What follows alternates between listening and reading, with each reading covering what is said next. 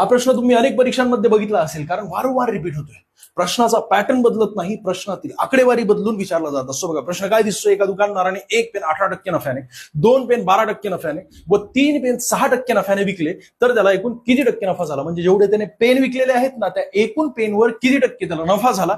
हा प्रश्न सोडत असताना तुम्ही सूत्राचा वापर करता, परंतु सूत्राचा वापर करण्याची गरज नाहीये. बघा ना, 1 पेन त्याने 18% नफ्याने विकलेला आहे, याचा अर्थ काय? तर सुरुवातीला 18 लिहून टाका, म्हणजे 18 गुणिले 1 केल्यानंतर 18 होत असतो, अधिक 2 पेन त्याने 12% नफ्याने विकले, म्हणजेच किती झाले? 12 गुणिले 2 केल्यानंतर होतात 24, आणि शेवटी त्याने 3 पेन 6% नफ्याने विकले. याचा अर्थ 6 गुणिले 3 करून किती होतात? 18 होत असतात, आणि या सर्वांची बेरीज होते 60. आणि 60 ला एकूण जेवढे पेन त्याने विकलेले आहेत ते डिवाइड करायचे, म्हणजे 1 आणि 2 होतात 3, आणि 3 आणि 3 होतात 6. छेदस्थानी आपण 6 केले तर उत्तर येतं 10, म्हणजे त्याला एकूण 10% नफा झाला. अशाच प्रकारचे व्हिडिओ बघण्यासाठी फॉलो करायचे विसरू नका. अत्यंत महत्वाचे आपण शॉर्ट मेथड बघत आहोत मित्रांनो.